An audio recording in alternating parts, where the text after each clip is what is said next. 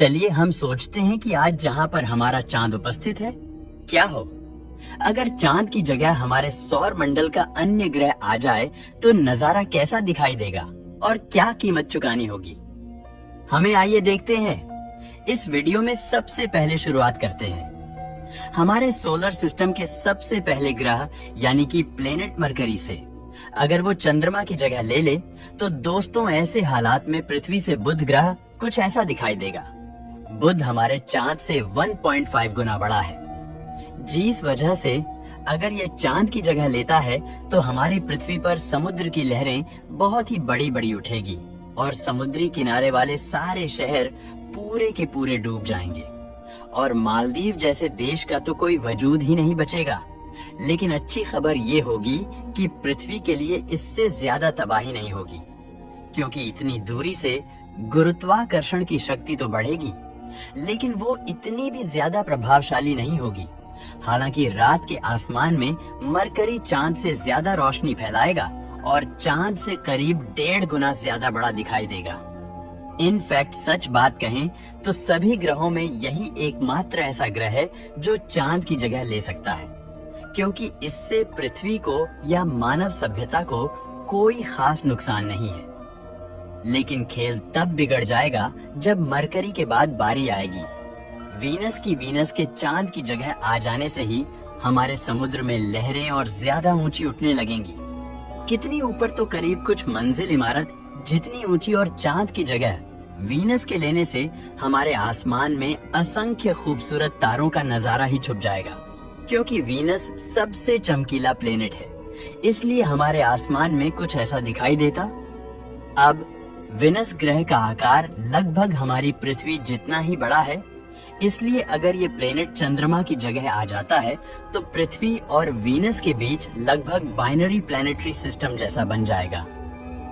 यानी कि जैसे चंद्र पृथ्वी की परिक्रमा कर रहा है ना, वैसा नहीं होगा।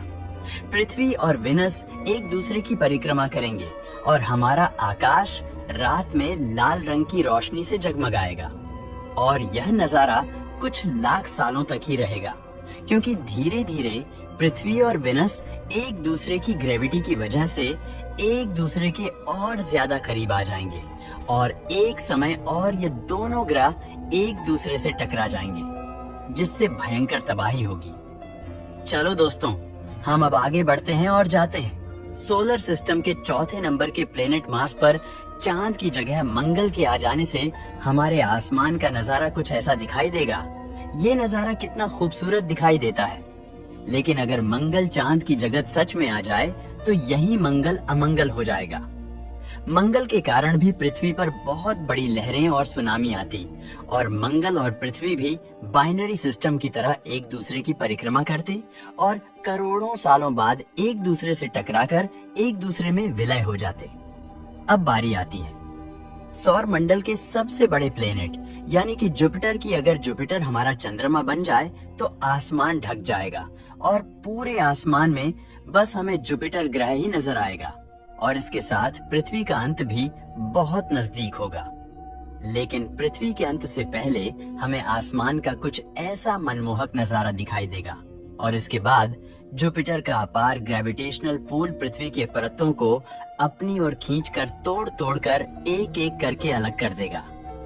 सबसे पहले तो हमारी बड़ी बड़ी बिल्डिंग टूट टूट कर जुपिटर प्लेनेट का निवाला बन जाएगी और उसके बाद पृथ्वी का पूरा पानी जुपिटर में विलय हो जाएगा और पूरी पृथ्वी ही बड़े धमाके और तबाही के साथ जुपिटर ग्रह में समा जाएगी।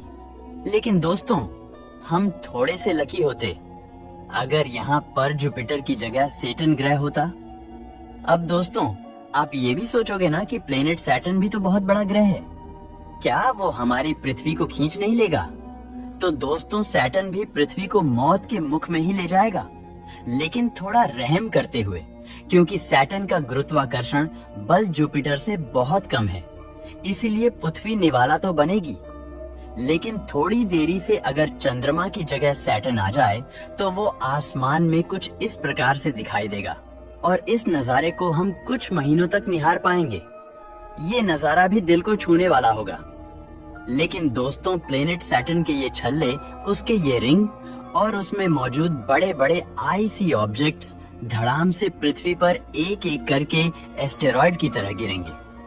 कुछ दिनों तक लगेगा कि पृथ्वी सैटर्न का ही एक मून है, लेकिन धीरे धीरे सैटर्न भी पृथ्वी को परत दर परत उखाड़ेगा। हाँ, पृथ्वी उसके छल्लों में समा जाएगी। अगर हमारे आसमान में चंद्रमा की जगह यूरेनस और नेपच्यून होते तो क्या होता? ये दोनों ग्रह गैस जायंट है और बहुत बड़े हैं, और ये ग्रह पृथ्वी के आसमान से कुछ ऐसे दिखाई देंगे। और यहाँ पर भी एक समय के बाद पृथ्वी को सरेंडर तो करना ही पड़ता, लेकिन काफी सालों बाद तक हम इनका ये नजारा देख पाते। अब और आगे बढ़े तो चंद्र की जगह सौर मंडल का भूतपूर्व प्लेनेट प्लूटो आ जाए तो रात में हमारे आसमान का नजारा कुछ ऐसा दिखाई देगा। और अगर चांद की जगह प्लूटो हमारा मून होगा तो आसमान से पूर्णिमा के दिन भी रोशनी बहुत कम दिखाई देगी, क्योंकि प्लूटो बहुत ही कम सूरज की किरणें रिफ्लेक्ट करेगा और वो बहुत ही छोटा है।